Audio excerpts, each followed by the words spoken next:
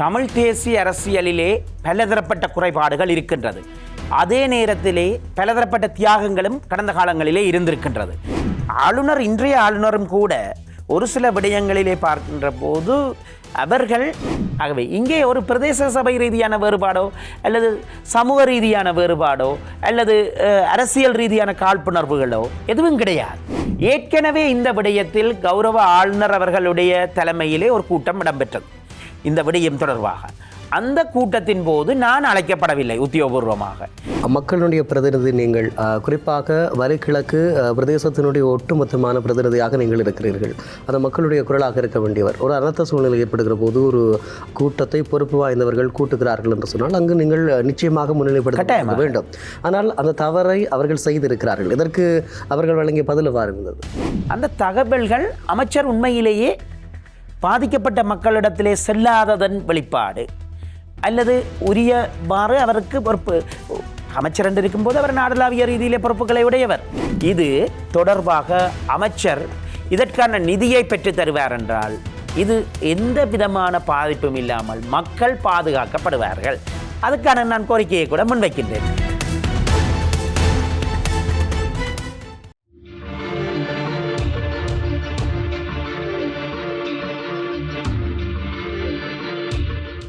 வணக்கம். இது சக்கரவியூகம். வார்த்தையை வாழ் கொண்டு கருத்துக்களோடு மோதுகின்ற களம். இன்றைய நாளும் மிக முக்கியமாக பேசப்பட வேண்டிய ஒரு சில விடயங்களோடு எங்களோடு இணைந்து கொள்கிறார் வலிகிழக்கு பிரதேச சபையினுடைய தவிசாளர் தியாகராஜ் அன்ரோஸ் அவர்கள். வணக்கம். வணக்கம். குறிப்பாக பல்வேறு விதமான பேசுபவர்கள் இருந்து கொண்டிருக்கக்கூடிய நிலையில் உங்களுடைய பிரதேச ஆட்சிக்குட்பட்ட பிரதேசம் எப்படி இருக்கிறது இப்போது? எங்களுடைய வலிகாமம் கிழக்கை பொறுத்தவரையில் தற்போதைய அனர்த்தத்தினான பாதிப்புகள் பொதுவாக வலிகாமம் கிழக்கு பிரதேசம் என்பது அதாவது 60% சமர்த்தி உதவியை பெறுகின்ற குடும்பங்களை கொண்ட பிரதேசம். அதே நேரத்திலே ஜாழ் மாவட்டத்தை பொறுத்தவரையிலே மிக பரந்தளவிலான நிலப்பரப்பையும் 104 சதுர கிலோமீட்டரையும் அதுபோன்று நீர்ப்பரப்பையும் அதுபோன்று மக்கள் தொகையாக 70,000க்கும் மேற்பட்ட மக்கள் தொகையையும் கொண்ட ஒரு பாரிய பிரதேசம். இந்த பிரதேசத்தினுடைய விடயங்களின் அடிப்படையிலே பார்க்கின்ற போது அபிவிருத்தி விடயங்களாக இருக்கலாம் அல்லது அரசியல் சமூக கலாச்சார பொருளாதார விடயங்களாக இருக்கலாம். அந்த பிரதேசத்துக்கென்று ஒரு தனித்துவம் இருக்கின்றது. அந்த தனித்துவத்தின் அடிப்படையிலே நாங்கள் பார்க்கின்ற போது அபிவிருத்தி விடயத்தின் சவால்கள் என்று வருகின்ற போது உள்ளூராட்சி மன்றங்களின் வாயிலாக முன்னெடுக்கப்படக்கூடிய அபிவிருத்தி வேலை திட்டங்கள் தொடர்பான பிரச்சனைகள், அவற்றை கொண்டு செல்வதற்கு இன்றிருக்கின்ற நிதி பற்றாக்குறைகள் போன்றவை காரணமாக இருக்கின்றது. அடுத்ததாக இப்போது ஏற்படுகின்ற ஒரு எரிகின்ற பிரச்சனை அனர்த்தத்துடன் தொடர்பட்டது. உங்களுக்கு தெரியும், வலிகாமம் கிழக்கு பிரதேச சபை என்பது யாழ் மாவட்டத்தினுடைய நிலத்தடி நீரை பாதுகாப்பதற்கான 2 முக்கியத்துவமான நீர்கொள்ளளவுக்கான இடங்களையும் கொண்ட சபை. தொண்டமனாறு கடல் நீரேரி பிரதேசம் எங்களுடைய வலிகாமம் கிழக்கு பிரதேசத்துக்குள்ளே வருகின்றது. அதுபோன்று செம்மணி பிரதேசமும் எங்களுடைய பிரதேசத்துக்குள்ளே வருகின்றது. ஆகவே இந்த பிரதேசத்தை நோக்கி அதிகமான நீர் ஒரு பகுதி தாழ் நிலத்தை நோக்கி வந்தடையக்கூடிய சந்தர்ப்பங்கள் இருக்கின்றது. ஆகவே எங்களுடைய பிரதேசத்தை பொறுத்தவரையிலே அதாவது வடிகால்கள் அமைப்பு போன்றவை அனைத்தும் ஒரு வலிகாமம் கிழக்கு பிரதேசத்துக்கு குறித்தான மட்டுமான நடவடிக்கை அல்ல, ஏனைய பிரதேசங்களை பாதுகாப்பதற்கானதும் ஏனைய பிரதேசத்தினுடைய நிலத்தடி நீரை பாதுகாப்பதற்குமான பிரச்சனைகள். இவ்வாறாக பல விடயங்களின் அடிப்படையிலே எங்களுடைய வலிகாமம் கிழக்கு பிரதேசத்தினுடைய அமைப்பும் அதனுடைய நடைமுறை விடயமும் அதனுடைய தோற்றமும் இருக்கின்றது.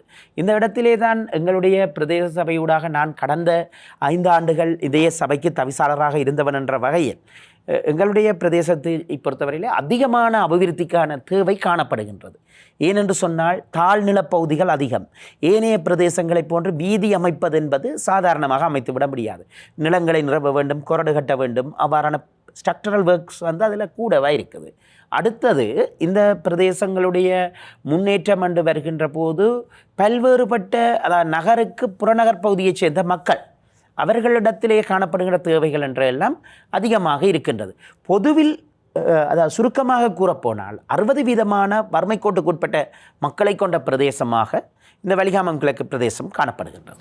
இப்படி இருக்கக்கூடிய நிலையில் குறிப்பாக இந்த அனர்த்தம் தொடர்பாக அரசனுடைய கட்டமைப்புகள் செயற்பட்டது போதாது என்ற ஒரு குற்றச்சாட்டு இருந்து கொண்டிருக்கிறது. குறிப்பாக முன்னாயத்த அறிவிப்புகள் எதுவும் சரியாக வழங்கப்படவில்லை என்ற ஒரு குற்றச்சாட்டு இருக்கிறது. இந்த நிலையில் உங்கள் மீது அமைச்சர் சந்திரசேகர் ஒரு குற்றச்சாட்டை முன்வைக்கிறார். அதனை நீங்கள் எப்படி பார்க்கிறீர்கள்? அதாவது அமைச்சர் அண்மையிலே நகருடன் கூடியதாக இருக்கக்கூடிய கள்ளியங்காட்டு பகுதியிலே முடிவிலே இருக்கக்கூடிய ஒரு பகுதிக்கு வந்திருந்தார். அவரும் உதவியாளர்களும் வந்திருந்தார்கள் என்று நினைக்கின்றேன். புதிய வகையிலே பிரதேச மக்களுடனோ பிரச்சனைகளை ஆராயாது எழுந்தமானமாக ஒரு பொறுப்பு வாய்ந்த மத்திய அரசாங்கத்திலே கேபினெட் அமைச்சர் வடமாகாணத்தில் இருக்கக்கூடிய முதலாவது புரோட்டோகாலுடைய நபர். அவர் எழுந்தமானமாக ஒரு குற்றச்சாட்டை முன்வைத்து சென்றார். வலிகாமம் கிழக்கு பிரதேச சபை தவிசாளர் நான் ஒரு போர் அறிவித்தலை விடுத்திருப்பதாகவும், அதாவது இதால் நல்லூர் பிரதேசத்தினுடைய நீர் வலிகாமம் கிழக்கு பிரதேச வெள்ள நீர் வலிகாமம் கிழக்கு பிரதேச சபைக்கு வரக்கூடாது என்றும் ஒரு தடுப்பணையை அமைத்திருப்பதாகவும், இதனால் ஒரு பதற்றம் நிலவுகின்றது, இதை தவிசாளர் ஏன் இப்படி செய்தார், இது ஒரு பிழையான காரியம், இதனை ஒரு அருவருக்கத்தக்க அரசியல் என்றெல்லாம் பலதரப்பட்ட விமர்சனங்களை ஊடகங்களிலே முன்வைத்திருந்தார். ஆனால் நான் நினைக்கின்றேன் அந்த தகவல்கள் அமைச்சர் உண்மையிலேயே பாதிக்கப்பட்ட மக்களிடத்திலே செல்லாததன் வெளிப்பாடு, அல்லது உரியவாறு அவருக்கு பொறுப்பு அமைச்சர் என்று இருக்கும்போது அவர் நாடளாவிய ரீதியிலே பொறுப்புகளை உடையவர். அந்த அடிப்படையிலே நான் நினைக்கின்றேன் அவர்களுக்கு தகவல் வழங்கியவர்கள் தவறான தகவல்களை கொடுத்திருக்கலாம், அப்படியான ஒரு சூழ்நிலையிலே அமைந்திருக்கலாம். நான் இந்த விடயங்கள் அனைத்தையும் மறுக்கின்றேன் முழுமையாக. காரணம் என்னவென்றால், அதாவது இந்த வெள்ள நீர் பாதிப்பு உடைய 2 பகுதிகள் சொல்லப்படுகின்ற, ஒரு பகுதி நீர் இன்னொரு பகுதிக்கு வர வேண்டும் என்று 2 பகுதியிலும் வலிகாமம் கிழக்குக்குரிய மக்களும் சேர்ந்திருக்கின்றார்கள், நல்லூர் பிரதேசத்துக்குரிய மக்களும் சேர்ந்திருக்கின்றார்கள். அதுபோன்று வெள்ள நீர் எங்கு ஓட வேண்டும் என்று சொல்லப்படுகின்றதோ அங்கும் வலிகாமம் கிழக்கு மக்களும் சேர்ந்திருக்கின்றார்கள், நல்லூர் பிரதேச மக்களும் சேர்ந்திருக்கின்றார்கள். இங்கே இருக்கின்றது விஞ்ஞான ரீதியான பிரச்சனை, சயின்டிஃபிக்கல் ரீதியாக. அதாவது நீரை வெளியேற்ற வேண்டும் என்று சொல்லப்படுகின்ற அமைச்சரால் சொல்லப்படுகின்ற பிரதேசம் சற்று மேடாக இருக்கின்றது, நீர் சென்றடைய வேண்டும் என்று கூறப்படுகின்ற பிரதேசம் தாழ்நிலமாக இருக்கின்றது. அங்கு ஏற்கனவே 3 அடி நீர் நிற்கும் போது மேலதிகமாக இங்கே நீர் வெளியேற்றப்பட வேண்டும் என்று சொல்லப்படுகின்ற பிரதேசத்திலே இருந்த நீரை முழுமையாக கொண்டு போய் அங்கே விட்டால் பாதிப்பு அதிகமாக காணப்படும். அந்த நேரத்திலே அது ஒரு அனர்த்த முகாமைத்துவ கொள்கையாகவோ அரச வரன்முறையாகவோ காணப்பட முடியாது. அப்படியான ஒரு சூழ்நிலையில் அதுவும் கூட நான் இந்த விடயத்தில் எந்த தலையீட்டையும் செலுத்தவில்லை. ஏற்கனவே அங்கே நல்லூர் பிரதேச சபையினர் ஒரு வாய்க்காலை வெட்டியதாகவும், நல்லூர் பிரதேச சபையைச் சேர்ந்த அதே நேரம் கோப்பாய் பிரதேச சபையைச் சேர்ந்த 2 தரப்பினரும் இணைந்து இருதரப்பு பாதிக்கப்படுகின்ற பொதுமக்கள் அந்த நேரத்தின் அனர்த்த முகாமைத்துவ உத்தியாக அந்த வாய்க்காலிலே சிறியொரு அரை அடி தடையை ஏற்படுத்தியதாக சொல்லப்பட்டது. அந்த அமைச்சர் போய் பார்க்கின்ற போது அங்கே ஒரு வெள்ளமும் இல்லை வாய்க்காலிலே.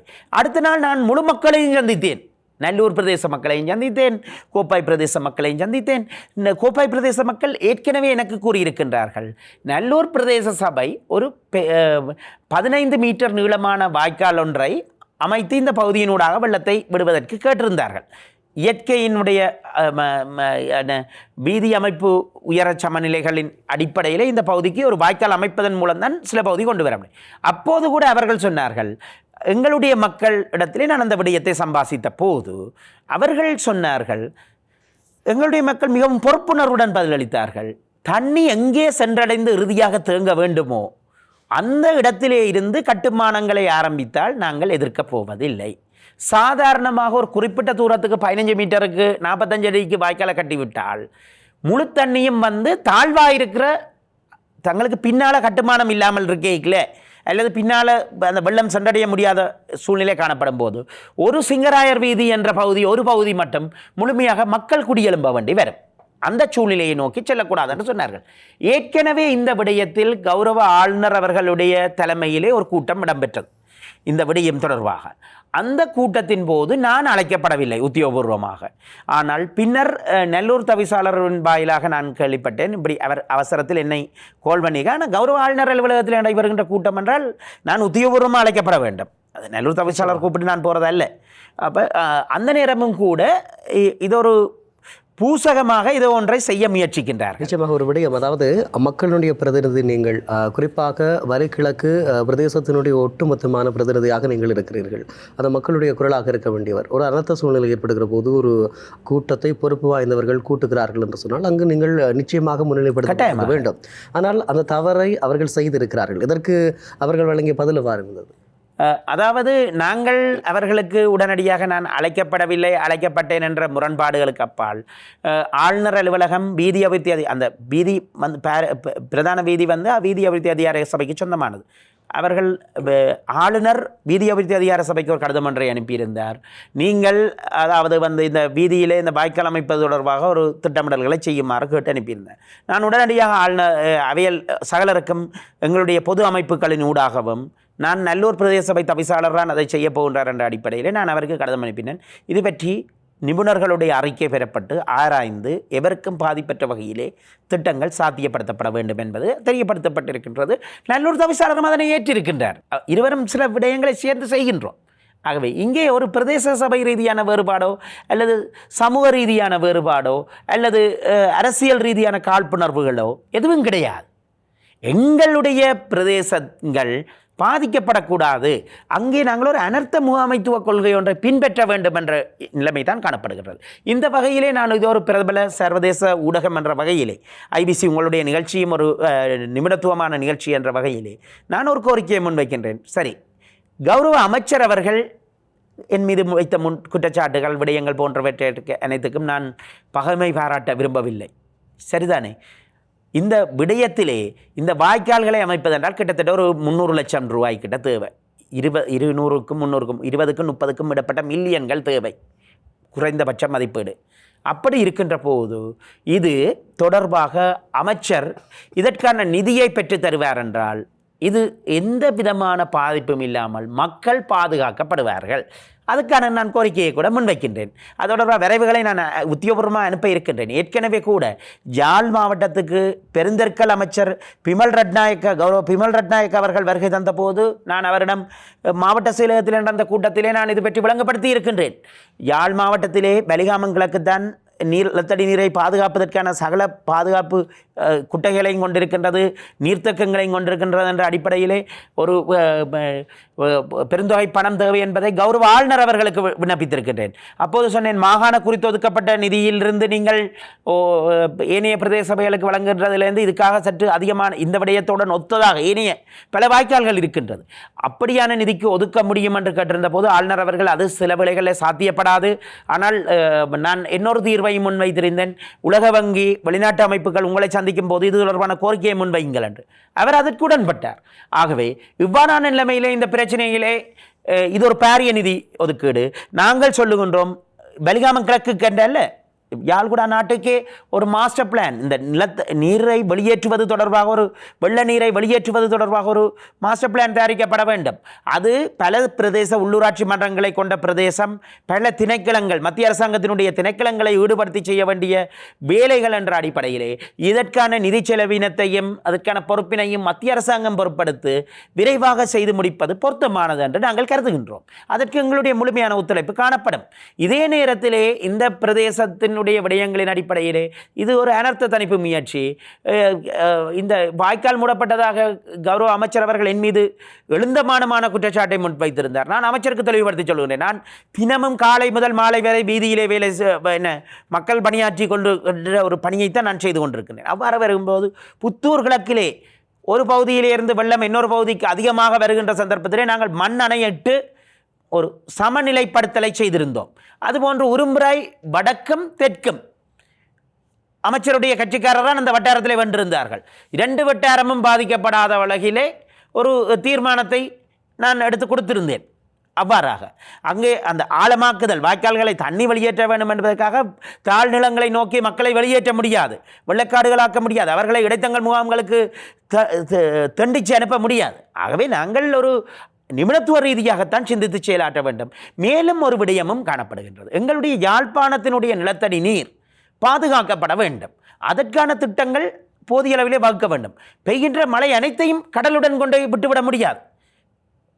ஆகவே அப்படி இருக்கின்ற ஒரு சூழ்நிலையிலே நாங்கள் நிலத்தடி நீரை பாதுகாப்பதற்கான செயல் திட்டங்கள் மேலும் அதிகரிக்க வேண்டும். கடந்த காலங்களில் எனக்கு தெரியும் தொண்டமனாறு கடல் நீரேறி உவர்நீர் தடுப்பணை திட்டம் ஏற்படுத்தப்பட்டதன் வாயிலாக இன்று பல பிரதேசங்கள் பாதுகாக்கப்படுகின்றது. ஆனால் பல குடும்பங்கள் அதனுடன் இணைந்த இணைந்த செயல் திட்டங்கள், அதாவது உப செயல் திட்டங்கள் நடைமுறைப்படுத்தப்படாமையின் காரணமாக வருடாந்தம் 3000 வரையிலான குடும்பங்கள் பாதிக்கப்பட்டு கொண்டிருக்கின்றது. இவர்களுக்கான துணை திட்டங்கள் ஏற்படுத்த வேண்டும். வெட்லேண்டை பாதுகாக்க வேண்டும். நீர் தேங்கக்கூடிய நிலங்களை அரசாங்கம் எழுந்தமானமாக சில அபிவிருத்திகளை செய்கின்றோம் என்று கபலீகரம் செய்யக்கூடாது. அதுபோன்று யாருக்கும் தாரை வார்க்கக்கூடாது. நீர் தேங்கக்கூடிய பிரதேசங்களிலே நீரை தேக்காவிட்டால் நாளை இந்த மக்கள், இன்று கூட 1 லிட்டர் மண்ணெண்ணெயின் விலையிலே 1 லிட்டர் குடிநீரின் விலை காணப்படுகின்றது. நாளை அப்பாவி பொதுமக்கள் குடிநீருக்காக இங்கே செல்வது, வெளிநாட்டில் இருந்தால் குடிநீரை கொண்டு வருவது பெரிய பிரச்சனை தானே.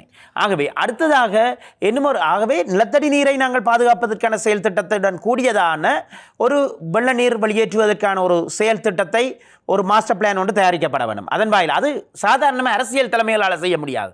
அரசியல் தலைமைகள் அதற்கு நிதி அளிக்க வேண்டும், அதற்கு ஊக்கமளிக்க வேண்டும்.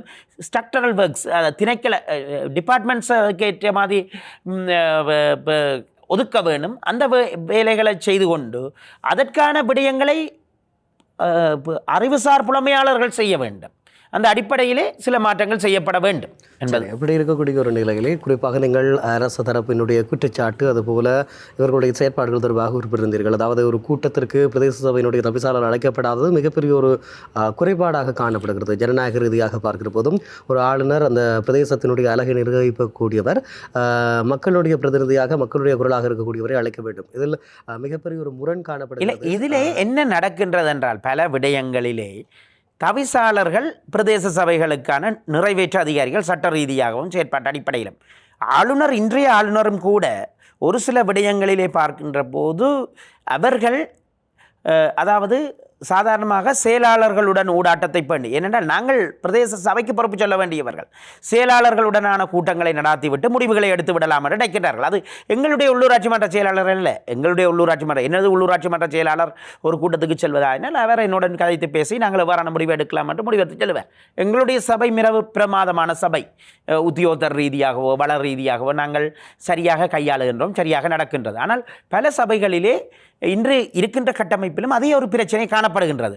அதாவது பிரதேச சபை நிர்வாகம் தவிசாளர் தலைமையிலே இருக்கும்போது அங்கே இருந்து கொண்டு உள்ளூராட்சி ஆணையாளரும் உதவி ஆணையாளரும் பிரதேச சபைக்கு வர வேண்டிய முறைப்பாடுகளை அங்கே பொறுப்பேற்பது. உண்மையிலே அரச நிர்வாகம் ஒன்று தொடர்பாக காணப்படுகின்ற முறைப்பாடுகள் அவ்வாறு பொறுப்பேற்கப்பட வேண்டும்.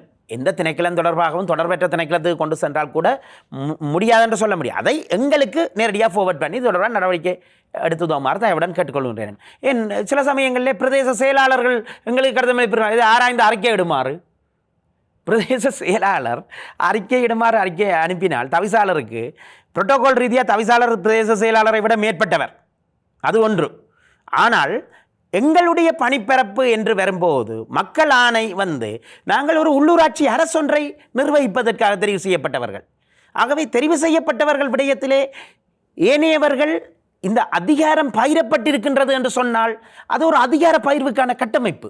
அந்த அதிகார கட்டமைப்புக்கான பகிர்வு கட்டமைப்பை இந்த அரசு அதிகாரிகள் மீறக்கூடாது.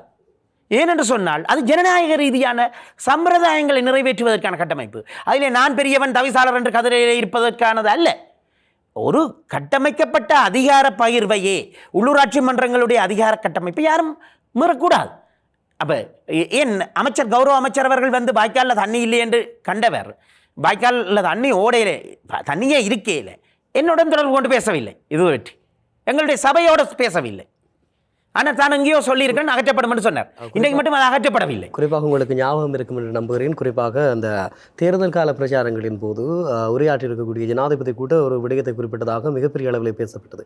எதிர்காலத்தில் எங்களுடைய சபைகள் ஆட்சியை அமைத்தால் நாங்கள் நிதிகளை ஒதுக்குவோம், ஏனைய சபைகளுக்கு நிதியை ஒதுக்குவது. இவைகள் என்ன இலங்கையினுடைய நீங்கள் கூறுகின்ற, அதாவது கேட்கின்ற கேள்வி ஒரு காத்திரமான கேள்வி.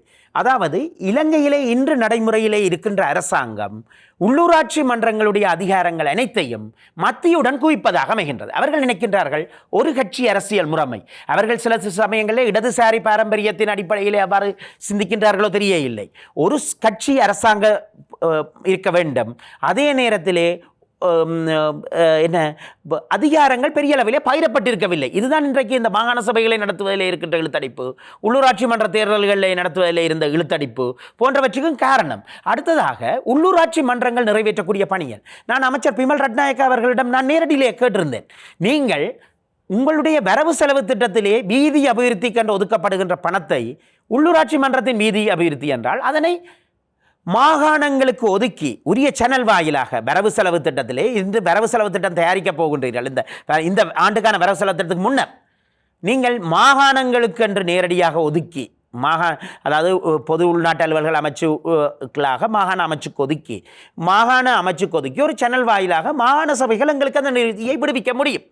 ஆனால் ஏன் நீங்கள் இன்று வரை அதனை செய்கின்றீர்கள் இல்லை என்று நான் கேள்வி எழுப்பியிருந்தேன். அவர்கள் அது பற்றி காத்திரமான பதில்கள் அளிக்கின்றார்கள். இல்லை, என்னுடனே இருங்கோ, அடுத்த ஆளுக்கு சந்தர்ப்பம் அளிக்கப்பட வேண்டும் என்று கூறப்பட்டு விட்டது. ஆகவே நான் அதிலே மோதப்பட்டேன். ஆகவே இந்த உள்ளூர் கடந்த அரசாங்கங்களும் அப்படித்தான், ராஜபக்சாக்களுக்கும் அப்படித்தான். இன்றைக்கும் கூட வெள்ளம் தொடர்பாக சட்டவிரோத கட்டிடங்கள் பற்றி பேசுகின்றார்கள். உங்களுக்கு தெரியும், அச்சுவேலி ஊடாக தொண்டமனாறு வீதி இருக்கின்றது தானே, அந்த வீதி டெண்டர் கோல் பண்ணப்பட்டிருக்குது மத்திய அரசாங்கத்தால். அந்த வீதியை அமைக்கும் போது ஆர்டிஏ போய் சொல்லுதாம், நான் ஆர்டிஏக்கு எதிர்ப்பு தெரிவித்த பின்னர் நான் வேணுமென இதுக்கு டாக்குமெண்ட் வைஸாக தருவேன், யாராவது அதிகாரிகள் என்னோட வாதம் புரிய முனைந்தால்.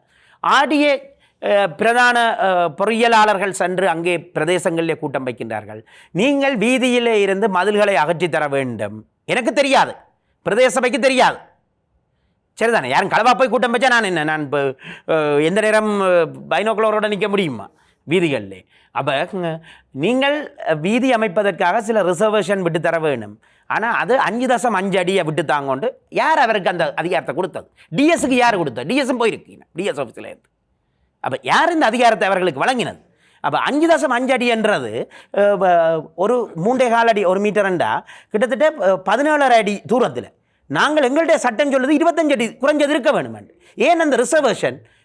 பொது வாய்க்கால்கள், வெள்ள நீரை வெளியேற்றுதல், பொது தேவைகளுக்கான என்ன பாதை எதிர்காலத்தில் விஸ்தரணம் போன்ற இவர்கள் சொல்லுகின்றார்கள்.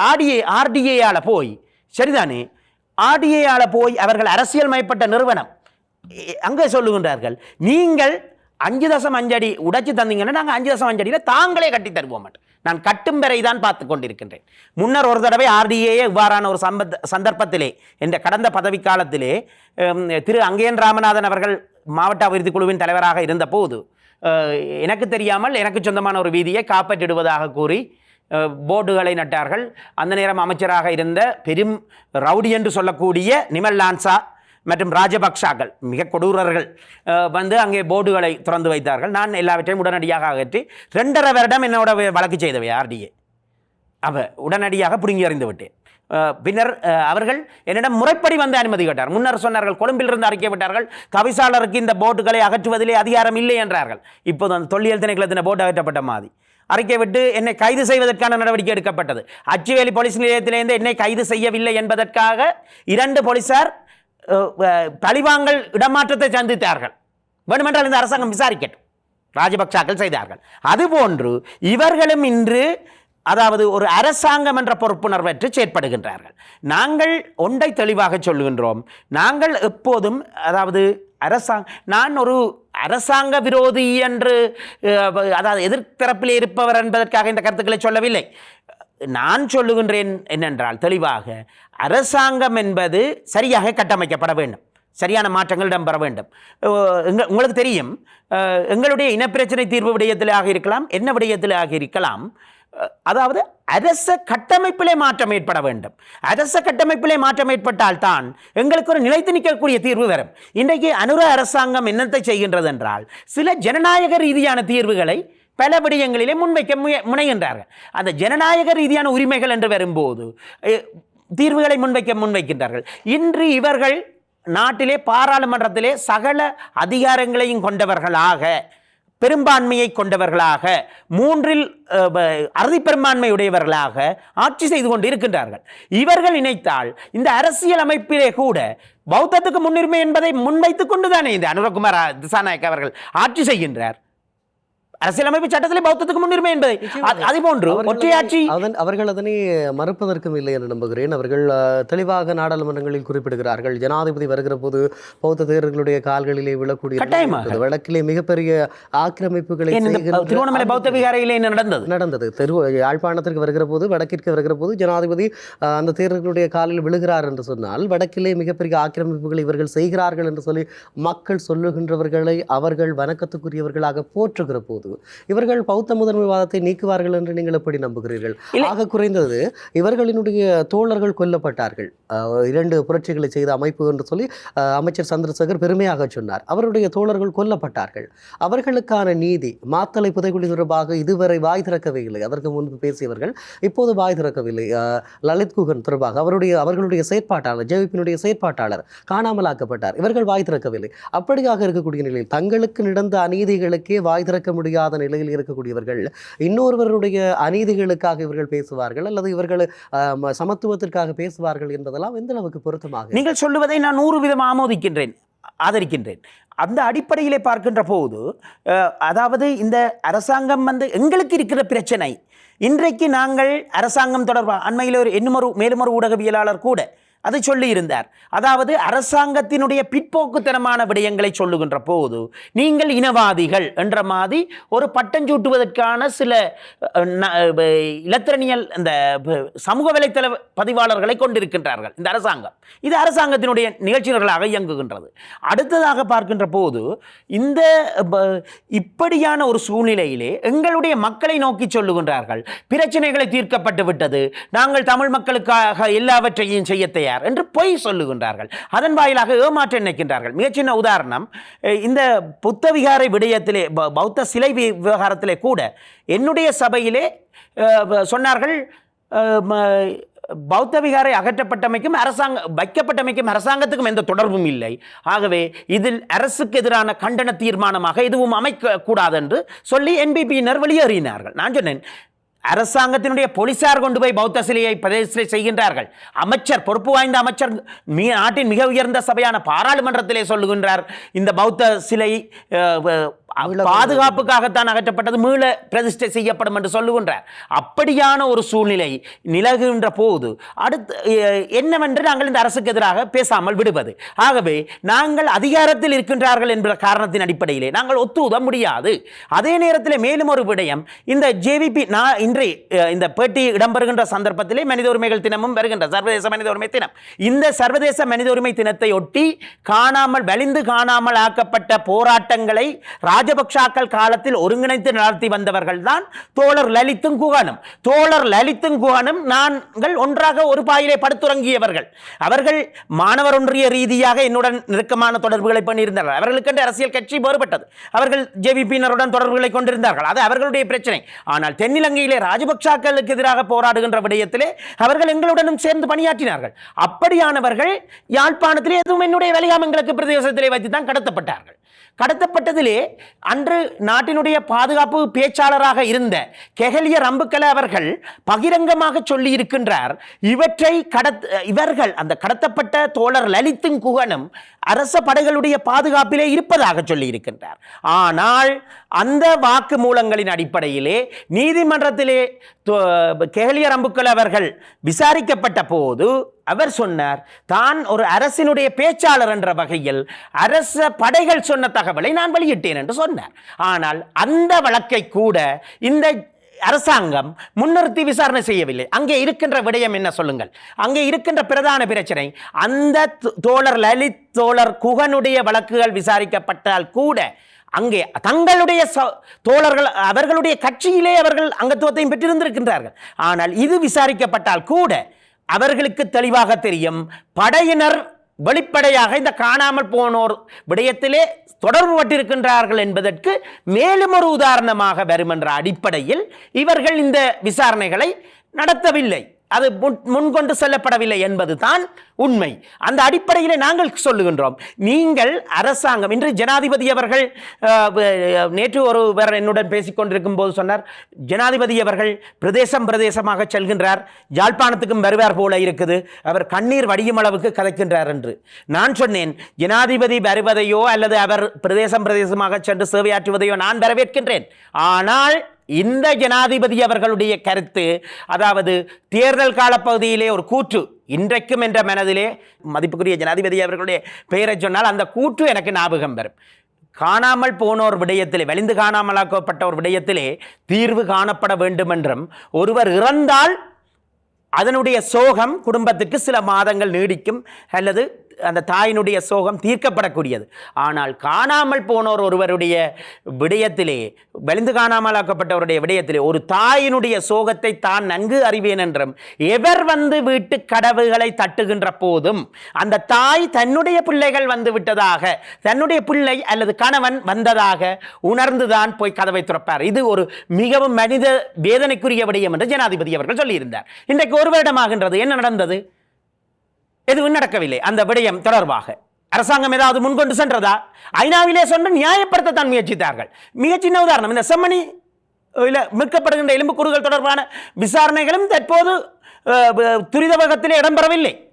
ஆகவே இப்படியாக இந்த அரசாங்கம் மக்கள் மீது ஒரு வகை அனுதாப அலைகளை வீசுகின்றது. இதிலே எங்களுடைய புலம்பெயர் தமிழர்களும் சிலர் சிக்கிக் கொள்கின்றார்கள், உள்நாட்டிலே தாயகத்திலே வாழக்கூடிய மக்களும் சிக்கிக் கொள்கின்றார்கள். நாங்கள் அன்றைக்கு மிகச் சின்ன உதாரணம், கோப்பாய் பிரதேச செயலகத்திலே நடந்த மாவட்ட அபிவிருத்தி குழு கூட்டத்திலே பாராளுமன்ற உறுப்பினர் ரஜீவன் அவர்கள் என்னை பார்த்து சொன்னார், ஏன் நிலாவரை பகுதியை இன்னும் நீங்கள் கொஞ்சம் கட்டி எழுப்பலாமே என்று சொன்ன போது நான் சொன்னேன், தொல்லியல் திணைக்களத்தின் மட்டுப்பாடு காணப்படுகின்றது அல்லவா என்பதை சுட்டி காட்டியிருந்தேன். அவர் சொன்னார், முந்தி மாதிரி இப்போ உங்களுக்கு எல்லாம் பிரச்சனை இல்லை தானே, எல்லாம் அரசாங்கம் விட்டுருக்கு தானே என்றார். நான் கேட்டேன், நீங்கள் தொல்லியல் திணைக்களத்தினுடைய சட்டங்கள் ஒழுங்குகள் விதிகளிலே மாற்றங்களை ஏற்படுத்தாது சாதாரணமாக அதிகாரிகளை கூப்பிட்டு இப்போதைக்கு ஒன்றும் பிரச்சனைப்படுத்த வேண்டாம் என்று சொல்லி அனுப்பினால் அது நிலைத்து நிற்கக்கூடிய தீர்வா? என்றைக்கும் அந்த அதிகாரி இவர்களும் பதவியை விட்டு போகலாம், நானும் பதவியை விட்டு போகலாம். இப்போ நான் என்னுடைய பிரதேச சபையில் இருக்கிற உத்தியோகத்தர் ஒருவரை ஒரு பிழையான காரியத்துக்கு தென்னும் நான் கூப்பிட்டு இதை இப்போதைக்கு கொஞ்சம் ஒத்தி வச்சு பாருங்கோ அல்லது அதில் பெரிய அதிக சிரத்தை எடுக்காதீங்கன்னு சொன்னால் இலங்கையினுடைய நாகரிகம் அது. அவர்கள் ஏற்றுக்கொள்ளுகின்ற தன்மை சில எங்களுடைய பிரதேச சபை உத்தியோகத்தர்கள் அவ்வாறு அல்ல. அவர்கள் சொல்லுவார்கள், நீங்கள் சொல்லுகின்ற விடயம் இப்படி சட்டத்துக்கு விரோதமானது அல்லது நடவடிக்கைக்கு விரோதமானது என்று சொல்லுவார்கள். ஆனால் பல அரசு திணைக்களங்களிலே நடக்கும், அங்கே இருக்கின்ற நிறைவேற்று அதிகாரி சொல்லுவதற்கு கீழ்ப்படுவார்கள். அதுபோல் ஆட்சியில் இருக்கின்ற இவர்கள் சொன்னால் இப்போதைக்கு கீழ்ப்படுவார்கள். தொடர்ச்சியாக பௌத்த சிங்கள பேரினவாத நடவடிக்கையை தொல்லியல் திணைக்களம் நிறுத்த தயாரா? இல்லை. குறிப்பாக இவர்கள் இப்போது சொன்னால் அவர்கள் விட்டு விடுவார்கள் என்ற பதத்தை கூட ஏற்றுக்கொள்ள முடியாத ஒரு நிலைமை காணப்படுகிறது. அண்மையில் திருவண்ணாமலை மாவட்டத்தினுடைய விருகல் பிரதேச செயலாளர் பிரிவிலே வட்டவன் பிரதேசத்தில் இப்போ தொல்லியல் இடங்கள் புதிதாக அடையாளம் காணப்பட்டது. அவை மக்கள் பயிர் செய்கின்ற இடங்கள். அதே போல விருகலிலேயே கல்லடியில் இருக்கக்கூடிய மலைநீலியம்மன் ஆலயம், அது ஆலயம் இருந்த இடம் அகற்றப்பட்டு ஆலயம் வீதியில் கிடத்தப்பட்டிருக்கிறது. அந்த இடம் தொல்லியல் இடமாக அறிவிக்கப்பட்டிருக்கிறது. அங்கு தொடர்ச்சியான பௌத்த கட்டுமானங்கள் இருக்கிறது. கடந்த வருடம் கூட ஒரு கட்டுமானத்தை பௌத்த செய்திருக்கிறார். ஆனால் தங்களுடைய ஆலயம் என்று மக்கள் கூறுகின்ற அந்த ஆலயத்திற்குள் செல்ல முடியாத அது தொல்லியல் நிலம். ஆனால் அங்கிருக்கக்கூடிய பௌத்த பிக்கு தொடர்ந்து கட்டுமானங்களை செய்கின்றார்கள். நீதிமன்றம் இன்றைக்கு கூட நீதிமன்றத்தினுடைய கட்டளையின்படி நான் அம்பிட்டிய அந்த தேரர் ஒருவரை மட்டக்களப்பு நீதிமன்றம் கைது செய்யுமாறு உத்தரவிட்டது. ஆனால் போலீசார் செய்யவில்லை. ஏன்? போலீசாரை தாக்கினார்கள். அந்த சிலை எடுக்கப்படும் போது ஒரு சீருடை உள்ளவரை தாக்கப்பட்டால் குற்றவியல் சட்டத்தின் அடிப்படையிலே அவர் உடனடியாக கைது செய்யப்பட வேண்டும். ஆனால் சீருடை உள்ள உத்தியோகத்தரை தாக்கினார் என்ற அடிப்படையில் ஆனால் கைது செய்யப்படவில்லை. இந்த நாடு இன்றும் பௌத்த சிங்கள பேரினவாதத்தின் அடிப்படையிலே சென்று கொண்டிருக்கின்றது. இங்கே நான் இன்னும் ஒரு விடயத்துக்கு வருகின்றேன். கௌரவ அமைச்சர் அவர்கள் ஏன் என்னை வந்து இந்த வாய்க்காலிலே முரண்பட்டு கொண்டார் என்றால், இவ்வாறான விடயங்களிலே நாங்கள் தொடர்ந்து எதிர்த்து குரல் கொடுத்து வருவதன் காரணமாக எதிர்த்து பணியாற்றுபவர்களை இவர்கள் இலக்கு வைக்கின்றார்கள். திரு தவிசாளர் அவர்களை குறிப்பாக ஒரு விடயத்தை கேட்க வேண்டும். மக்களினுடைய அனுதாப அலை அனுர அரசின் மீது இருக்கிறது என்ற ஒரு குற்றச்சாட்டை நீங்கள் முன்வைத்தீர்கள். அந்த அனுதாப அலை அவர்களை நோக்கி செல்ல காரணமான வெற்றிடத்தை வழங்கியது நீங்கள். அதாவது இந்த தமிழ் நான் ஏற்றுக்கொள்கிறேன். நிச்சயமாக சொல்லிக்கொள்ள வேண்டும். தமிழ் மக்கள் தமிழ் தேசியத்தை இந்த அளவுக்கு விரக்தியோடு பார்ப்பதற்கும் வெறுத்து பார்ப்பதற்கும் காரணமானவர்கள் நீங்கள். இப்போது ஒரு பேச்சு இருக்கிறது, தமிழ் தேசிய கூட்டமைப்பாக நாங்கள் மீள ஒன்றிணைய போகிறோம் என்று கருதுகிறார்கள். நடைபெறாத ஒரு உள்ளூராட்சி மன்ற தேர்தலுக்காகத்தான் அத்தனை ஆயிரம் பேரினுடைய தியாகங்களில் உருவான அந்த நிலைப்பாட்டை சிதைத்துவிட்டு உங்களுடைய ஒவ்வொருவருடைய அதிகார ஆசைக்குமாக, அதாவது அந்த ஆசன பங்கீட்டுக்காக பிரிந்து சென்றீர்கள். இப்போது மீண்டும் மாகாண சபை தேர்தலை நடத்துங்கள் என்று வலியுறுத்துவதற்காக சேருகிறீர்கள். இங்கு மக்களுடைய லாபங்களை அல்லது மக்களுடைய நலன்களை முன்னிறுத்துகின்ற எந்த அரசியல் தலைமையும் இல்லாமல் வெறுமனே மக்களால் நிராகரிக்கப்பட்ட, மக்களிடமிருந்து செல்வாக்கு இழந்த தலைவர்கள் ஒன்று கூடி மீளவும் தமிழ் தேசியம் என்ற தேரை இழுப்பதாக சொல்லுகிறார்கள். இப்படியாக தங்களுடைய தேவைகளுக்காக மக்களை பயன்படுத்த முனைந்து மக்களிடமிருந்து தமிழ் தேசியமும் தமிழர்களுடைய அரசியலும் அந்நியப்பட்டு போய் நிற்கிறது. இதற்கான எதிர்வினைவுகளையும் சரியான முன்மொழிவுகளையும் செய்ய வேண்டியது தமிழ் தேசியத்தின் பற்றுறுதி இருக்கக்கூடிய தமிழ் உறுப்பினர்களுடைய தேவை. ஆனால் இன்னமும் மக்களால் அந்நியப்பட்டு போய் நிற்கின்ற, தோற்று போனவர்கள் தாங்கள் தலைவர்கள் என வழிநடத்த முனைகின்ற போது தமிழ் மக்கள் மீண்டும் அந்த இடத்திற்கு வருவார்கள் என்ற நம்பிக்கை இருக்கிறது அவங்களுக்கு. தமிழ் தேசிய அரசியலிலே பலதரப்பட்ட குறைபாடுகள் இருக்கின்றது. அதே நேரத்திலே பலதரப்பட்ட தியாகங்களும் கடந்த காலங்களிலே இருந்திருக்கின்றது. அந்த தமிழ் தேசிய அரசியலினுடைய குறைபாடுகளை அடிப்படையாக கொண்டு உண்மையிலேயே தமிழ் தேசிய அரசியல் சக்திகள் ஒருமிக்க வேண்டும் என்பது ஒரு தேவை. அந்த ஒருமிப்பு என்பது சாதாரணமாக தேர்தல்களையோ அல்லது கதிரைகளை பிடிப்பதற்காகவோ ஒருமிப்பு ஏற்படுவதற்கான சந்தர்ப்பங்களை நாங்கள் ஏற்படுத்தக்கூடாது. அது ஒரு கொள்கை அடிப்படையிலே எல்லோருமாக மக்கள் ஒன்றிணைந்து பணியாற்ற வேண்டும் என்பதை எதிர்பார்க்கின்றார்கள். தமிழ் தேசிய அரசியல் தலைமைகள் ஒன்றுபட வேண்டும். ஏனென்று சொன்னால் நாட்டிலே இப்படியான ஒரு பிரச்சனை இருக்கின்ற போது தமிழ் தேசிய அரசியல் தலைமைகள் கடந்த காலங்களிலே விடுத்த தவறுகளுக்கான ஒரு படிப்பினையாகவும் சிலர் தமிழ் தேசியத்துக்கு எதிரான ஒரு அவர்களால் எதுவும் செய்ய இயலாத பட்சத்திலே அப்படியான ஒரு இக்கட்டான சூழ்நிலைகளுக்கு தள்ளப்பட்டு விட்டார்கள். ஆகவே இன்றைய நிலைமையிலே அடிப்படையிலே தமிழ் தேசிய சக்திகள் அனைவரும் ஒன்றிணைய வேண்டும். ஆனால் அந்த ஒன்றிணைவு என்பது ஒரு நிரந்தரமானதாக, கதிரைகளுக்கானதாக அல்லாது, தேர்தல்களுக்கானதாக அல்லாது, அதே நேரத்திலே நாங்கள் ஆட்சியை தக்க வைப்பதற்கானதாக அல்லாது, ஒரு உள்ளூராட்சி மன்றங்கள் கருதியதாக அல்லாது, எங்களுடைய தேசம், எங்களுடைய மக்களுடைய அரசியல் அபிலாஷைகளை வென்றெடுத்தல் என்ற அடிப்படையிலே ஒன்றிணைவு ஒன்றை ஏற்பட வேண்டும். ஆனால் இந்த இப்படியாக நடக்கின்ற விடயங்களின் அடிப்படையிலே பார்க்கின்ற போது ஏதோ ஒரு புள்ளியில் தலைவர்கள் கூடி சிந்திக்க வேண்டியவர்களாக இருக்கின்றார்கள். அதனை நான் ஒருபோதும் மறக்கவில்லை. தமிழ் தேசியம் என்பது எங்களுடைய தவறுகள் களையப்பட்டு மக்களுடைய விமர்சனங்களை நாங்கள் பகிரங்கமாக ஏற்றுக்கொண்டு அதிலிருந்து நாங்கள் முன்னேறி சொல்ல வேண்டும். ஏனென்றால் எங்களுடைய இனத்தினுடைய வரலாற்றை பார்க்கின்ற போது நாங்கள் ஒவ்வொருவரும் கதிரைகளிலே இருக்கின்றோம் என்று சொன்னால், அழிந்து போகாமல் ஓரளவுக்கு தமிழினம் இருக்கின்றது என்று சொன்னால், அதற்காக எத்தனையோ ஆயிரக்கணக்கான மாவீரர்களுடைய தியாகங்கள் இருக்கின்றது. அந்த மாவீரர்களுடைய தியாகங்களை நாங்கள் தேர்தல் மேடைகளிலே உச்சரித்து மட்டும் பிரயோசனம் இல்லை.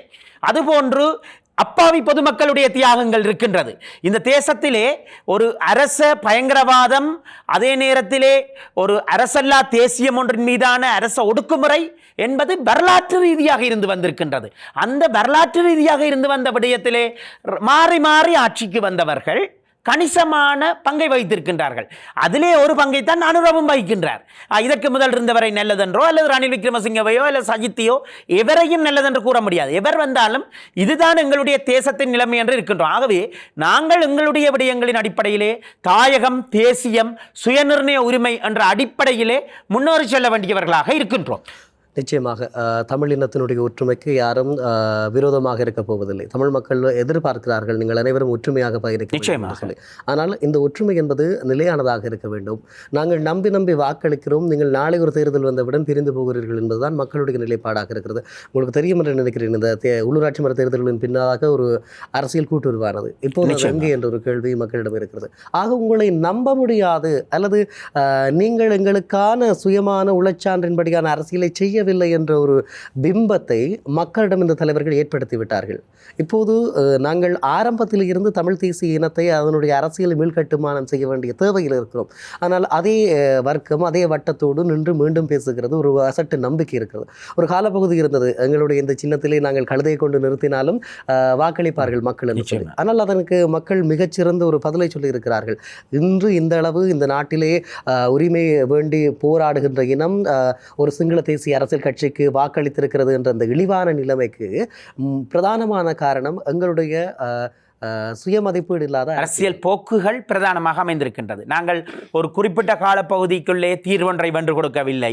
அதே நேரத்திலே எங்களுடைய கடந்த கால அரசியல் தொடர்பாக நாங்கள் எங்களுக்குள்ளே நாங்கள் மோதிக்கொள்வதை மாத்திரம்தான் மூலதனமாக கொள்கின்றோம். அதற்கான முனைப்புகள், அதாவது நல்லாட்சி காலப்பகுதி என்று சொல்லி இவர்கள் சொல்லுகின்ற காலப்பகுதியில் தமிழ் தேசிய கூட்டமைப்பு எதிர்க்கட்சியாக இருந்தாலும் அரசனுடைய மிகப்பெரிய பங்காளியாக இருந்தது. 2 தடவைகள் நிபந்தனையற்ற ஆதரவுகளை வழங்கினார்கள். ஒரு சர்வதேச அழுத்தங்கள் சில விடயங்களின் அடிப்படையிலே சில நகர்வுகள் இருந்திருக்கலாம். அந்த நகர்வுகள் வெற்றியளிக்காது சென்றிருக்கலாம். ஆனால் அந்த விடயங்களின் அடிப்படையிலே நாங்கள் அவற்றை அனுபவமாக கொண்டு, ஆனால் அவற்றுக்காக நாங்கள் மக்களிடத்திலே மன்னிப்பு கேட்க வேண்டியவர்களாக இருக்கணும். அதிலே மாறுபட்ட கருத்து இல்லை. நிரோஷ் அவர்கள் குறிப்பாக இந்த விவகாரத்தை சொல்வது, நீங்கள் ஆதரவளித்ததோ அல்லது நிபந்தனையற்ற ஆதரவை பற்றியோ பேசவில்லை. அந்த காலப்பகுதியில் தான் திருவண்ணாமலையினுடைய கன்சைட் வதை முகாம் தொடர்பான அறிக்கைகள் வெளியானது. கடற்படை முகாமினுடைய உண்மைக்கும் நீதிக்குமான ஆணைக்குழு ITJK என்று சொல்லுவாங்க. அவங்க சர்வதேச மன்னிப்பு சபையும் சர்வதேச உண்மைக்கும் நீதிக்குமான திட்டங்கள் என்று சொல்லக்கூடிய அந்த ஆணைக்குழு அவர்கள் ஒரு அறிக்கையை வெளியிட்டார்கள். இதிலே இவ்வளவு தமிழ் இளைஞர்கள் சித்திரவதைப்படுத்தப்பட்டார்கள் என்ற விடயமெல்லாம் சொல்லப்பட்டது. ஆனால் அந்த நேரத்தில் தமிழர் அரசியல் தரப்பு இதற்காக குரல் கொடுக்கவே இல்லை. குரல் கொடுக்கவில்லை என்பது முழுமையாக கூறப்பட முடியாது. ஒவ்வொரு தரப்பிலும் இருந்து ஒவ்வொரு அழுத்தங்கள் பிரயோகங்கள் சென்று கொண்டு வந்ததுதான் இருந்தது.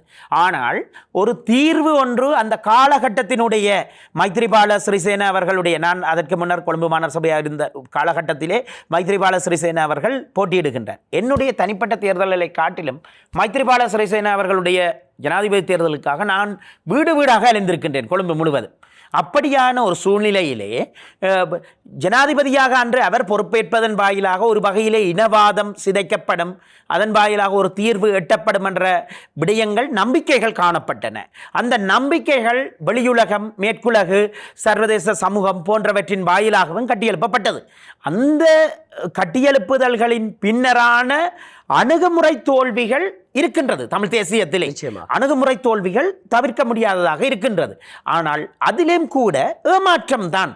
அப்ப தமிழ் மக்கள் இன்றைக்கு இருக்கின்ற நிலைமையிலே தமிழ் தேசிய கட்சிகள் இதிலே ஏமாற்றப்பட்டு வருவதை ஒரு விடயமாக கொள்கின்றார்கள், அல்லது இவர்கள் தங்களுடைய நலன்களை அனுபவித்துக் கொண்டு செல்கின்றார்கள் என்ற குற்றச்சாட்டுகள் எல்லாம் இருக்கின்றது. ஏன், நான் ஒரு தடவை ஒரு கிராமத்திலே இருக்கின்ற ஒருவரிடம் சென்று சொன்னேன், ஒரு அரசு சார்ந்த கட்சி ஒன்றுக்கு வாக்களிக்காதீர்கள், அவர்கள் நீங்கள் உதவிகளை பெற்றதற்காக வாக்களிக்காத. அவர் சொன்னார், அது ஒரு சாதாரண பொதுமகன் சொன்னார், அரசியல் தலைமைகள் பெரிய அளவிலே வாங்கும்போது நாங்கள் இந்த சிறிய அளவிலே வாங்கிவிட்டு ஒரு வாக்கை கொடுப்பதிலே என்ன பிரச்சனை என்றதை சொன்னார்.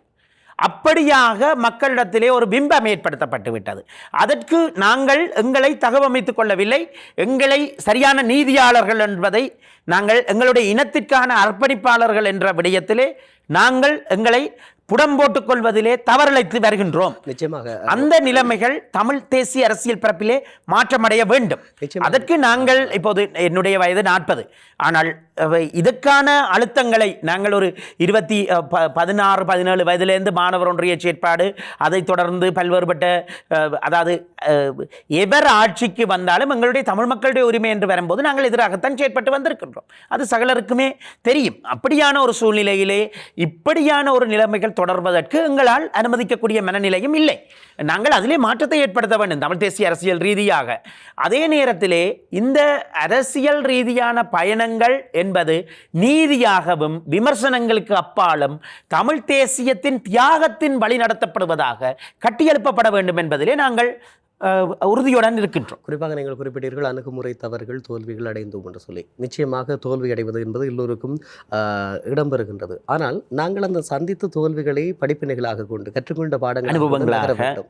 ஆனால் அந்த தோல்விகளின் மீது ஏறி மீண்டும் தோல்விக்கான பாதையில் செல்லுகின்ற ஒரு நிலைமையை இவர்கள் உருவாக்கிவிட்டார்கள், அல்லது மக்களுடைய மனங்களில் பதிந்து விட்டது. இவர்கள் எங்களுக்காக உழைச்சான்றின்படியான அல்லது எங்களுக்கான அரசியலை செய்யவில்லை என்ற விடயத்தை அவர்கள் பார்வையிட்ட விடயங்களாலோ அல்லது கற்றுக்கொண்டதாலோ அல்லது இன்னும் ஒரு தரப்பு அவர்களுக்குள் அந்த செயற்கை அறிவை புகுத்தினார்களோ தெரியாது. இப்படியான நிலைப்பாடு இருக்கிற நேரம் இந்த மக்களை அரசியல் விழிப்படைய செய்ய வேண்டும் என்பது மிக நீண்ட காலத்து கோரிக்கை. எனக்கு தெரிந்து தராகி சிவராம் அவர்கள் அடிக்கடி சொல்லுவார், இந்த மக்கள் அரசியல் வெளிப்படைய வேண்டும். அந்த தேவை, அந்த வெளிப்படைய செய்ய வேண்டியது அரசியல் தரப்புகளுடைய பொறுப்பு.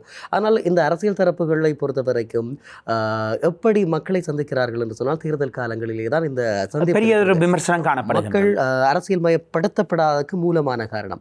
எங்கு நாங்கள் இந்த விடயங்களை சுட்டி காட்டுவது குறை காணுவதற்காகவோ குற்றம் காணுவதற்காகவோ இல்லை. இந்த இனம் ஊடகங்களுக்கு அந்த பொறுப்பு இருக்கின்றது, வழிநடத்த வேண்டிய பொறுப்பு. ஏனென்றால் ஊடகங்கள் தான் ஒரு நாட்டினுடைய ஒரு தேசத்தினுடைய அபிப்பிராய உருவாக்கம். அதே நேரத்தில் ஊடக தரப்பு தமிழ் தேசிய விடுதலைக்காக செய்கின்ற தியாகம் என்பது ஏனைய அதாவது போரிடும் தரப்புகளுக்கு அடுத்தபடியான தியாகமாக இருக்கின்றது. அதாவது எங்களுடைய உண்மைகள் மறக்கப்பட்ட போது, எங்களுடைய உண்மைகள் மறைக்கப்பட்ட போது, ஒரு அரசாங்கம் என்பது ஒரு பலமாக இருந்து கொண்டு தமிழ் மக்களுக்கு எதிராக மேற்கொள்ளுகின்ற அரச அடக்குமுறைகளை மறைப்பதிலே தான் தீவிரம் காட்டியது. அவ்வாறு மறைப்பதில் தீவிரம் காட்டிய போதெல்லாம் ஏற்கனவே நீங்கள் குறிப்பிட்டு காட்டிய மாமனிதர் தராகீஸ்வரா போன்றவர்களுடைய அபிப்பிராயங்கள், அதுபோன்று இப்போது உங்களுடைய தொலைக்காட்சி நிறுவனத்தின் வாயிலாக அபிப்பிராய உருவாக்கம், உங்களுடைய நிகழ்ச்சிகளின் வாயிலான உருவாக்கம், அப்படியாக ஒவ்வொரு சம்பவங்களின் போதும் உயிர் தியாகங்களை கூட ஊடகவியலாளர்கள் செய்திருக்கின்றார்கள். ஊடகங்களுடைய வழிநடத்தல் என்பது தமிழ் தேசியத்துக்கு கட்டாயம் அவசியமானது. ஆனால் இன்று இருக்கின்ற நிலைமையிலே ஊடகங்களுடைய வழிநடத்தல் என்பதற்கு புறம்பாக சமூக வலைத்தளங்களுடைய வழிநடத்தலுக்குள் மக்கள் தள்ளப்படுவதிலே இருக்கின்ற சவாலாகவும் இதனை நாங்கள் பார்க்க வேண்டியதாக இருக்கின்றது. ஆனால் தமிழ் தேசியம் சார்ந்ததாக நாங்கள் கடந்த கால படிப்பினையிலிருந்து அனுபவங்களை கற்றுக்கொண்டவர்களாக நாங்கள் முன்னேற வேண்டும் என்று நீங்கள் முன்வைக்கின்ற கருத்து 100% சரியானது. அதைத்தான் மக்களும் சொல்லுகின்றார்கள். ஆகவே ஒரு இனமாக நாங்கள் நிறைய வலிகளை ஏற்றுக்கொண்டவர்கள், இழப்புகளோடு வாழக்கூடியவர்கள், இனமாக நாங்கள் ஒரு கட்டமைய வேண்டும் என்பதில் மக்கள் ஆர்வமாக இருக்கிறார்கள். அதுதான் மக்களுடைய பெருங்கனவாக இருக்கிறது. அந்த கனவைத்தான் உங்களிடம் தூக்கி ஓடுங்கள் என்று சொல்லி தூக்கி தந்திருக்கிறார்கள். அந்த கனவுகளை நீங்கள் உழைச்சானின்படியாக மக்களுக்கானவர்களாக நீங்கள் செயற்படுத்துகிற போது தானாக மக்கள் உங்களுக்கான ஆதரவு தளங்களை தருவார்கள். இன்னும் ஒரு விடயம் இருக்கிறது. அதாவது தமிழ் தேசிய இனம் ஒரு அரசியல் விடுதலையை வேண்டி இப்போது நிற்கிறது. இந்த நிலையில் ஸ்ரீலங்காவினுடைய சிங்கள நாடாளுமன்றத்திலே தான் அந்த தீர்வு கிடைக்கும் என நம்புகின்ற ஒரு சிலரும் நாடாளுமன்றத்தை நோக்கியே தான் எங்களுடைய இறுதி அரசியல் இலக்கு என்கின்ற நிலையிலும் எங்களுடைய அரசியல்வாதிகள் தங்களை வெளிப்படுத்துகிறார்கள், தங்களுடைய பிரச்சாரங்களை மேற்கொள்கிறார்கள். ஆனால் இது எந்த அளவுக்கு பொருத்தமானது, அல்லது தமிழ் தேசிய அரசியலை வழிநடத்துவதற்கான ஒரு தகுதியினமாக இது தென்படவில்லையா? நாடாளுமன்றம் என்பது இந்த நாட்டினுடைய இலங்கையிலே நாங்கள் ஒரு தேசிய இனமாக காணப்பட்ட போதும் எண்ணிக்கையில் குறைந்த தேசிய இனம். ஆகவே நாடாளுமன்றத்திலே அப்படி நாடாளுமன்றம் தான் தீர்வாக இருக்கும் என்றால் நாங்கள் 3/2 பெரும்பான்மையை நாடாளுமன்றத்திலே பெற வேண்டும். அல்லது எங்களுடைய தேசிய அபிலாஷையை ஒருபோதும் பிரதிபலிக்க முடியாது. அது நாங்கள் ஒரு சாத்தியப்படாத ஒரு விஷயத்துக்காக பகல் கனவு காணுகின்ற அர்த்தம். நாடாளுமன்றத்தின் வாயிலாக என்றால் எங்களுடைய தமிழ் நாடாளுமன்ற பிரதிநிதித்துவம் 23 படிப்படியாக வீழ்ச்சியடைந்து இன்று கழுதைந்து கட்டரம்பு என்ற நிலைமையிலே வந்திருக்கின்றது. அப்படியாக இருக்கின்ற ஒரு சூழ்நிலையிலே நாடாளுமன்ற அரசியலோ அல்லது இந்த ஜனநாயக கட்டமைப்புகளுக்கான அரசியலோ எங்களுக்கான முழுமையான தீர்வை தராது. ஆனால் பிழையானவர்கள் எங்களுடைய தமிழ் மக்களுடைய கருத்துக்களை அதாவது தமிழ் மக்களுடைய அரசியல் அபிலாஷைகளுக்கு விரோதமானவர்கள் எங்களுடைய அரசியல் தலைமைகளாகி அவர்கள் அபிப்பிராயம் சொல்லுபவர்களாக செயற்படுபவர்களாக மாறக்கூடாது என்ற அடிப்படையில் தான் தமிழ் தேசியத்தின் வாயிலாக இந்த தேர்தல்களை எதிர்கொள்ள வேண்டிய ஒரு தேவை காணப்படுகின்றது. அந்த அடிப்படையிலே தமிழ் மக்கள் எங்கெல்லாம் தெரிவாக முடியுமோ, இலங்கையில் மாத்திரமல்ல சர்வதேச அளவிலும் எங்கெல்லாம் நாடாளுமன்றத்திலோ அல்லது உள்ளூராட்சி மன்றங்களையோ அல்லது மாகாண சபைகளையோ கைப்பற்ற முடியுமோ அங்கெல்லாம் முயற்சிகள் எடுக்கப்பட வேண்டும். அதே நேரத்திலே எங்களுடைய இனம் என்று வரும்போது நாங்கள் தாயகம் தேசியம் சுயநிர்ணய உரிமை என்ற அடிப்படையிலே நாங்கள் கட்டமைக்கப்பட வேண்டும். எங்களுடைய இனத்தை கட்டமைப்பதற்காக நாங்கள் பாடுபட வேண்டும். நாடாளுமன்றத்திலே இருக்கின்றார்கள் அல்லது அரசியல் கட்சிகளிலே இருக்கின்றார்கள் என்றால் அவர்கள் முழு நேரமாக மக்களுடன் மக்களாக மாற வேண்டிய ஒரு சூழ்நிலை இருக்கின்றது. ஏனென்றால் எங்களுடைய மக்களுடைய பொருளாதாரத்தை காப்பாற்ற வேண்டும், அவர்களுடைய அரசியல் அபிலாஷைகளை முன்கொண்டு செல்பவர்களாக இருக்க வேண்டும். அந்த விடயத்திலே உறுதியானவர்களாக நீங்கள் குறிப்பிட்டு காட்டியது போன்று உறுதியாக செயற்படுபவர்களாக இருக்க வேண்டும். அதே நேரத்தில் விட்டுக் கொடுப்பற்றவர்களாக செயற்படுபவர்களாக இருக்க வேண்டும். சர்வதேசத்தை அணுகக்கூடியவர்களாக இருக்க வேண்டும். இப்படியாக பல தேவைகள், நிபுணத்துவமான அரசியல் பணிகளை ஆற்றக்கூடிய சேவைகள் எல்லாம் தேவை. இந்த இடத்திலே உண்மையாக தமிழர்களுக்கு என்று கட்சி அரசியல் தேவையில்லை. தமிழ் தேசிய இனத்திற்கு இன்று நாங்கள் எதிர்கொண்டிருக்கின்ற சூழ்நிலையிலே அரசல்லா ஒரு தேசியமாக மிகவும் ஒரு ஒடுக்குமுறையை பிரிவைக்கப்பட்டு ஏமாற்றப்பட்டு கொண்டிருக்கின்றோம்.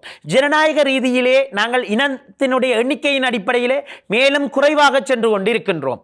இந்த இடத்திலே நாங்கள் கட்சி அரசியல் என்பதற்கு அப்பால் ஒரு தமிழ் மக்கள் ஒவ்வொருவருக்கும் ஒரு அரசியல் அபிலாஷையை வென்றெடுப்பதற்கான நீதியான நியாயமான அரசியல் கோட்பாடுகளை கொண்ட ஒரு அரசியல் செல்நெறியை வகுத்து செயற்பட வேண்டியவர்களாக இருக்கின்றோம்.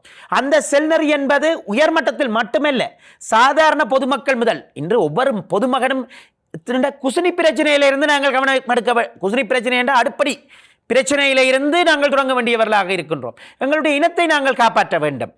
விடுதலை போராட்டம் நடந்த காலத்திலே பொருளாதார ரீதியாக எவ்வளவு தூரம் முன்னேற்றகரமான, நாங்கள் அந்த காலப்பகுதியிலே தொடர்ச்சியாக வன்னியிலே படித்தவர்கள், பல்கலைக்கழக காலப்பகுதியிலே தான் இங்கால வந்தவர்கள். அப்படியான அனுபவங்களின் அடிப்படையிலே நாங்கள் ஒருபோதும் அரிசிக்கு நாங்கள் பஞ்சப்பட்டவர்களாக இருக்கவில்லை.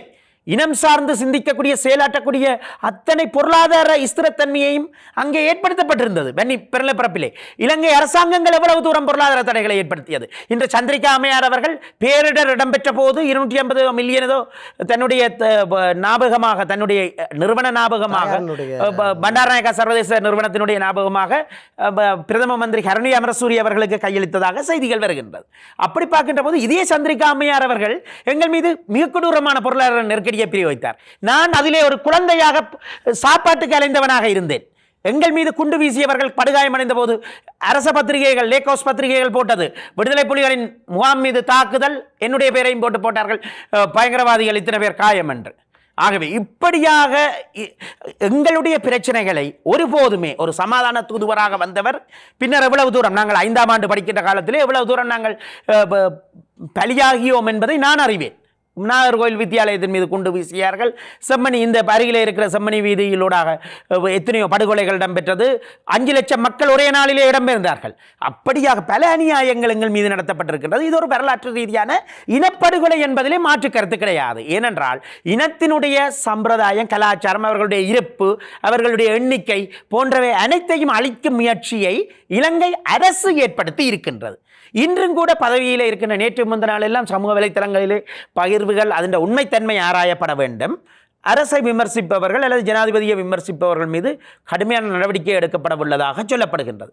ஆகவே ஜனநாயக உரிமைகள் மீறப்படுவதன் வாயிலாக இது சிங்கள மக்களுக்கான அறிவிப்பு மாத்திரமல்ல, தமிழ் மக்களிடத்திலே பாரிய அதிர்வலை ஒன்றை ஏற்படுத்தி இருக்கின்றது. அப்படியாக இருக்கின்ற ஒரு சந்தர்ப்பத்திலே நாங்கள் இந்த தேசத்திலே எங்களுடைய மக்களுடைய உரிமைக்காகவும் விசுவாசத்துக்காகவும் செயற்பட வேண்டும். அதற்கு பதவிகள் மட்டும் காரணம் அல்ல. பதவிகளின் வாயிலாக நாங்கள், அதாவது அதற்கான சில வளப்பயிர்வுகளையோ அல்லது அதற்கான சில பக்கபலமாக காணப்படலாமே தவிர, நாங்கள் ஒவ்வொருவரும் புரட்சியாளர்களாக, ஒரு சுதந்திர தாகம் மிக்கவர்களாக மாற வேண்டிய சூழ்நிலையிலே இருக்கின்றோம். நிச்சயமாக நாங்கள் இப்போது இதனுடைய எதிர்வினைவுகளை அனுபவித்துக் கொண்டிருக்கிறோம். குறிப்பாக வலையொலி பதிவாளர்களையும் பாக்கி வந்ததை எல்லாம் பேசுகின்றவர்களையும் நாடாளுமன்றம் அனுப்பி இருக்கிறோம். கட்டாயம் அவர்களுக்கு இன்னமும் அவர்களை நம்பி அவர்களுக்கு வாழ்த்துக்கள் சொல்லுகின்ற மக்கள் கூட்டம் இருக்கிறது. அவர்கள் நாடாளுமன்ற சிறப்புரிமையின் அடிப்படையில் பேசுகிறார்கள் என்பதை கூட அறிந்து கொள்ள முடியாத ஒரு கூட்டத்தை நாங்கள் வைத்து பாரதூரமான ஒரு இந்த தமிழ் மக்களுடைய சம்பிரதாயத்திலே பார்க்கின்ற போது, நீண்டகால சம்பிரதாயத்துக்கு பின்னர் இலங்கை பாராளுமன்றத்திலே ஒரு மிகவும் பாதிப்பான ஒரு சூழலை நாங்கள் எதிர்கொண்டிருக்கின்றோம். அங்கே பாராளுமன்றத்தை தங்களுடைய தனிப்பட்ட அவதூறுப்படுத்தலுக்கும் நலன்களுக்கும் பாவிக்கின்ற, வேறுபட்ட காலத்திலும் நீங்கள் கூறியது போன்று பாவித்திருக்கிறார்கள். ஆனால் இந்த இடத்திலே நேரடியாகவே வாய்ப்பேச்சுக்கு பாவிக்கின்ற இடமாக கூட மாற்றி இருக்கின்றார்கள். அப்படி இருக்கின்ற போது பாராளுமன்றம் தீர்வு அல்ல, ஆனால் பாராளுமன்ற பிரதிநிதிகளுக்கு வேலைகள் பலது இருக்கின்றது. அவற்றை அவர்கள் செய்ய வேண்டும். நிச்சயமாக அடுத்தது எங்களுக்காண்ட ஒரு இனமன்ற ரீதியிலே நாங்கள் மிகவும் தகவமைக்கப்பட்டவர்களாகவும் ஒழுக்கங்களுடன் கட்டியெழுப்பப்பட்டவர்களாகவும் எங்களுடைய அதாவது விடுதலைக்கான ஒரு வலிச்சேர்ப்பவர்களாகவும் மாற வேண்டும். நிச்சயமான இந்த குறைபாடுகளை நாங்கள் அனுபவித்துக் கொண்டிருக்கிறோம். ஆகவே ஒரு இனமாக நாங்கள் கொடுத்த விலைகளுக்கு பதிலீடாக எங்களுடைய இனத்தினுடைய அந்த பெருங்கனவை நோக்கி நகர்த்த வேண்டியது அரசியல்வாதிகளுடைய, அரசியல் தரப்புகளுடைய கடமையாக இருக்கிறது. அதனை உணராதவதை, அதாவது மக்களுடைய உணர்வுகளை நாடி பிடித்து பார்க்க தெரிந்த அரசியல் தலைமைகள் உருவாக்க வேண்டும். அதன் மூலமாகத்தான் இந்த இனம் கண்ட பெருங்கனவு ஈடேறும் என்ற நம்பிக்கை மக்களிடம் இருக்கிறது. அதற்கான தயார்படுத்தல்களை செய்வீர்கள் என்ற நம்பிக்கையோடு நாங்கள் விடைபெறலாம். நன்றி தியாகராஜா நிரோஸ் அவர்களே, உங்களுடைய நேரத்தை பகிர்ந்து கொண்டது. குறிப்பாக நாங்கள் இன்றைய நாளில் நிறைய விடயங்கள் பேசியிருக்கிறோம். வலிகிழக்கு பிரதேசத்தில் இருக்கக்கூடிய பிரச்சனைகள் தொடங்கி தமிழ் தேசிய இனத்தினுடைய அரசியல் பிரச்சனைகள் தொடர்பே நிறைய விடயங்கள் பேசியிருக்கிறோம். ஆகவே ஒரு இனமாக கட்டமைய வேண்டியதும் ஒன்றுபட வேண்டிய தேவையோடும் இந்த இனம் இருந்து கொண்டிருக்கிறது என்ற மறக்க முடியாத நிலைப்பாட்டோடு விடைபெறுகிறேன். மற்றும் ஒரு நிகழ்ச்சியில் உங்கள் அனைவரையும் சந்திக்கிறேன். வணக்கம்.